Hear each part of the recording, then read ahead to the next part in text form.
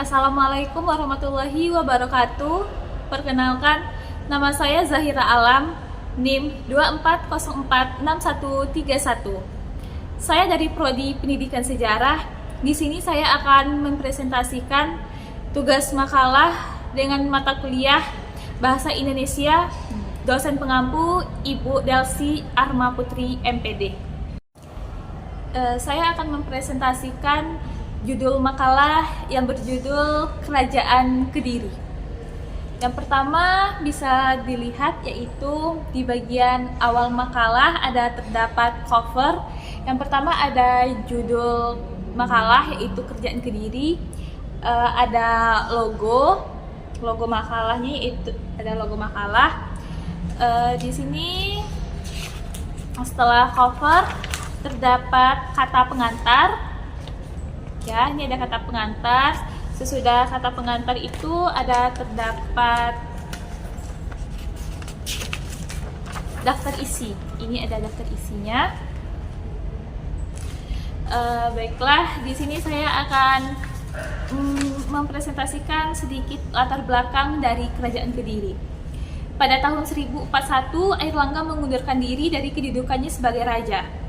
Untuk menghindari perebutan tahta, Kahuripan dibagi menjadi dua. Yang pertama yaitu Kerajaan Kediri diperintah oleh Jayawarsa dan Kerajaan Jenggala yang diperintah oleh Jayeng Rana.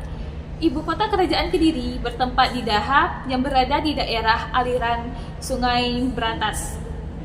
Kerajaan Kediri berkembang dengan pesat melampaui Jenggala yang mewarisi ibu kota Kahuripan.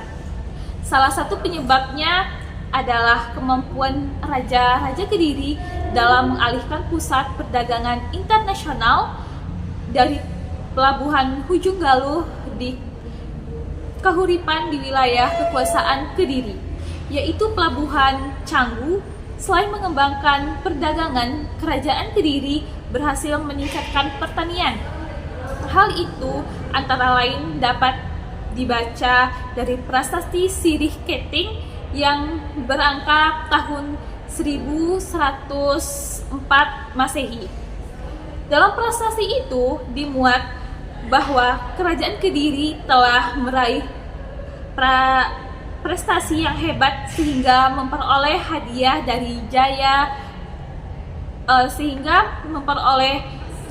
dari Raja Jayeng Rana.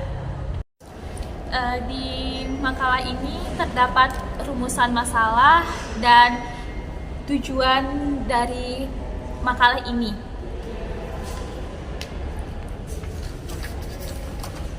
Di sini saya akan mulai pada pembahasannya yaitu pembahasan awal mula berdirinya Kerajaan Kediri.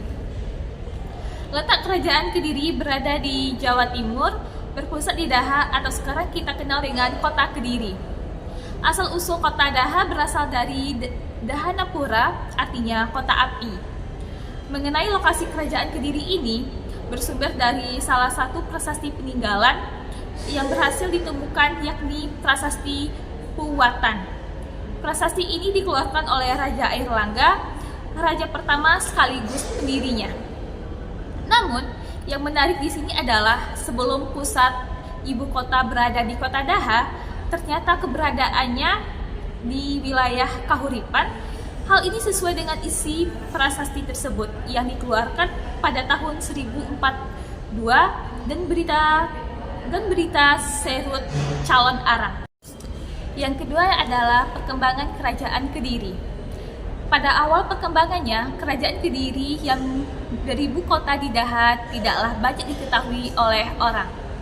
Prasasti Turun Hayang 1044 yang diterbitkan oleh Kerajaan Jenggala hanya memberitahukan adanya perang saudara antara kedua kerajaan sepeninggal Raja Airlangga. Sejarah Kerajaan Panjalu mulai diketahui oleh adanya prasasti Sirah Keting pada tahun 1104 atas nama Sri Jayawarsa. Raja-raja sebelum Sri Jayawarsa hanya Sri Samarawijaya yang sudah diketahui. Sedangkan urutan raja-raja sudah Sedangkan urutan raja-raja sesudah Sri Raja Jayawarsa sudah dapat diketahui dengan jelas karena adanya catatan dari prasasti-prasasti yang ditemukan. Kerajaan Panjalu di bawah Sri Jayabaya berhasil menaklukkan kerajaan Jenggala dengan semboyannya yang terkenal dalam prasasti Ngatang, yaitu Panjalu Jayati atau Panjalu menang. Pada masa pemerintahan ini, Jayabayalah akhirnya kerajaan Kediri baru mengalami masa kejayaannya. Wilayah kerajaan ini mencakup seluruh Jawa dan beberapa pulau yang ada di Nusantara. Bahkan juga sampai mengalahkan pengaruh kerajaan Sriwijaya di Sumatera. Hal ini diperkuat oleh kronik Cinaling Waitaita Karya Chu Kufei pada tahun 1178 bahwa pada masa itu negeri paling kaya selain Cina secara berurutan adalah Arab, Jawa, dan Sumatera. Saat itu yang berkuasa di Arab adalah Bani Abbasiyah, di Jawa adalah Kerajaan Panjalu, dan di Sumatera dikuasai oleh Kerajaan Sriwijaya. Pembahasan selanjutnya yaitu adalah kejayaan Kerajaan Kediri. Jayabaya adalah raja yang cukup berhasil membawa kerajaan Kediri dalam kemajuan. Kerajaan semakin teratur, rakyat hidup makmur. Kediri juga memiliki armada laut, bahkan telah Senopati Sarwajala atau Panglima Angkatan Laut. Pajak telah diberlakukan dengan sistem pajak in natura, berupa penyerahan sebagian hasil buminya kepada pemerintah. Salah satu simbol kemajuan suatu negara adalah perkembangan kesenian, kesusastraan. Seni sebagai nilai estetika akan menjadi simbol telah terpenuhinya kebutuhan primer masyarakat. Selain wayang Panji, Kediri juga berkembang beberapa hasil kesusastraan sebagai berikut. Yang pertama adalah kitab Baratayuda, yang kedua kitab Krisnayana. Kitab Krisnayana ditulis oleh Empu Triguna pada zaman Raja Jayawaswara. Yang ketiga adalah kitab Smaradahana, dan yang keempat adalah kitab Lubdaka. Kitab Lubdaka ini sendiri ditulis oleh Empu Tanakung. Pembahasan selanjutnya adalah kemunduran Kerajaan Kediri. Di sini kita akan membahas tentang kemunduran Kerajaan Kediri. Kediri mengalami kemunduran pada masa pemerintahan Kertajaya atau Dahanang Gendis.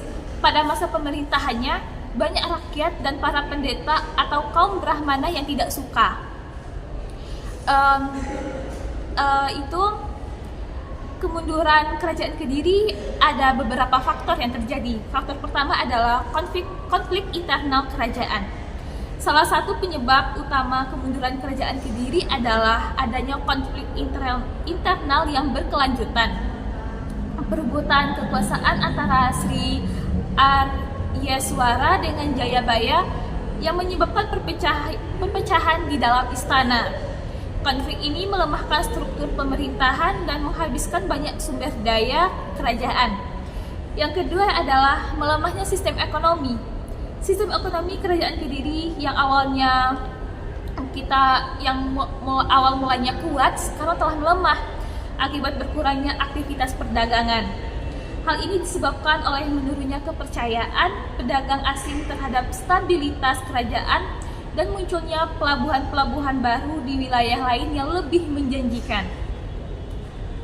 Selanjutnya adalah faktor kemunduran selanjutnya, serangan dari Kerajaan Singosari. Faktor internal yang paling menentukan dalam kemunduran Kerajaan Kediri adalah serangan dari Kerajaan Singasari. Ken Arok, pendiri Kerajaan Singasari, melancarkan serangan yang mengakibatkan jatuhnya Kediri pada tahun 1122 Masehi.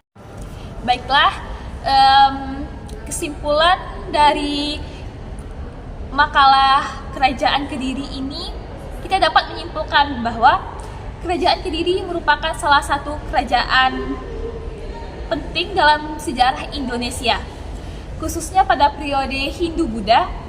Berdiri pada tahun 1041 Masehi, kerajaan ini mengalami perkembangan pesat di bawah kepemimpinan raja yang handal seperti Raja Jayabaya. Pada masa kejayaannya, Kediri dikenal dengan sebagai pusat perdagangan yang strategis, memiliki kekuatan militer dan kemajuan dalam seni serta kesusastraan. Namun, kemunduran kerajaan Kediri mulai terlihat pada masa pemerintahan Kertajaya yang ditandai oleh konflik internal, melemahnya sistem ekonomi, dan serangan dari kerajaan Singasari yang dipimpin oleh Ken Arok. Semua faktor ini berkontribusi pada jatuhnya Kediri sebagai kekuatan politik di Jawa Timur pada tahun 1022 Masehi. Secara keseluruhan, pada makalah ini menggambarkan perjalanan kerajaan Kediri dari awal berdiri hingga kejayaannya, serta faktor-faktor yang menyebab kemundurannya, memberi wawasan yang lebih mendalam tentang sejarah Indonesia pada masa era tersebut. Di makalah kerajaan Kediri ini terdapat daftar pustaka. Di sini terdapat dilampirkannya daftar pustaka. Sekian presentasi yang dapat saya sampaikan. Jika terdapat kesalahan, saya mohon maaf. Terima kasih. Wassalamualaikum warahmatullahi wabarakatuh.